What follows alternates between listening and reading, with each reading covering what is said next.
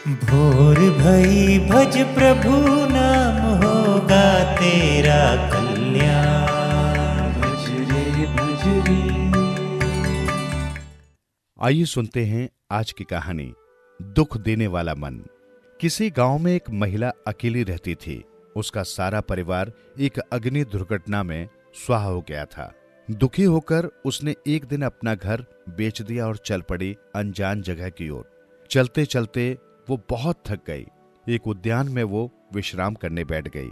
थकान के कारण उसे जल्दी ही नींद आ गई। जब जगी तो उसने देखा कि एक व्यक्ति उसका परिचय और उसके यहाँ आने का प्रयोजन पूछ रहा था। उसने कहा, मैं अपरिचित लक्ष्य को खोजती हुई यहाँ भटक कर आ गई हूँ।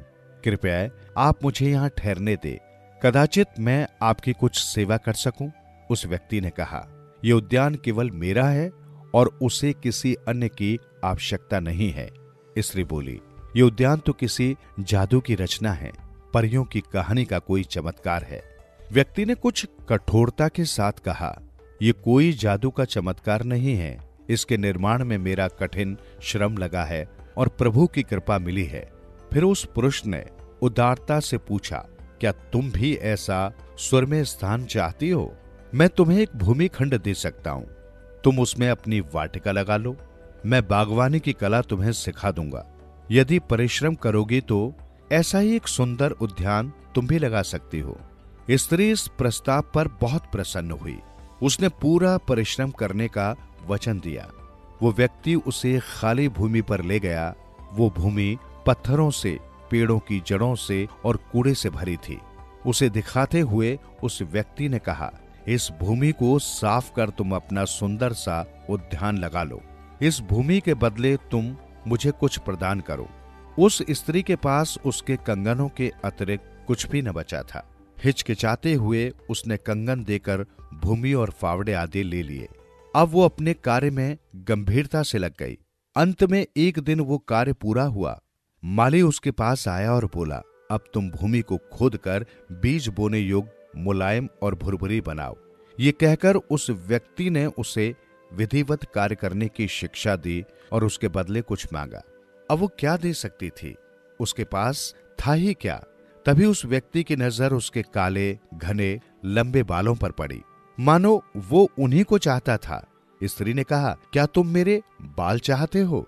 नहीं, ये तो मेरे शरीर के जीवित अंश हैं। मेरे बालों की इच्छा मत करो। किंतु उस व्यक्ति ने अपनी दृष्टि कठोर की और स्त्री ने श्वास लेकर घास काटने की कैंची उठाई और उसी से अपने बाल काटकर उस पुरुष को दे दिए। उसके बाद वो अपने काम में जुट गई।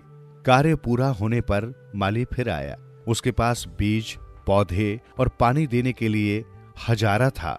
उसने क्यारियां बनाकर उसे बीज बोना सिखाया। इस पर उसने अपना वेतन मांगा। स्त्री अब क्या दे सकती थी? माली ने कहा, तुम मुझे अपना मन दे सकती हो। स्त्री उद्विग्न हो उठी, बोली, नहीं, मेरा मन तुम नहीं ले सकते। फिर शांत होकर उसने पुनः विचार किया। फिर बोली, मेरा मन तो वस्तुतः बहुत काल से मर गया है। मेरे पति और पुत्र के साथ मेरा मन भी मर गया था। ये मरा मन मेरे किस काम का? एक बार फिर उसके हृदय में हलचल हुई और वो फिर पूर्णतः शांत हो गई। कितनी अद्भुत शांति थी। दुख देने वाला मन चला गया। ऐसा आनंद उसे कभी नहीं मिला था। उसके आंसुओं से प्रसन्नता का इंद्रधनुष छलक उठा। उसका उद्यान पूर्ण सौंदर्य के साथ उगाया था। विविध रंगों, सुगंधों का चिर नवीन कौतुक था। वो था जादू का बगीचा। जीवन सुधरेगा, प्राणी हो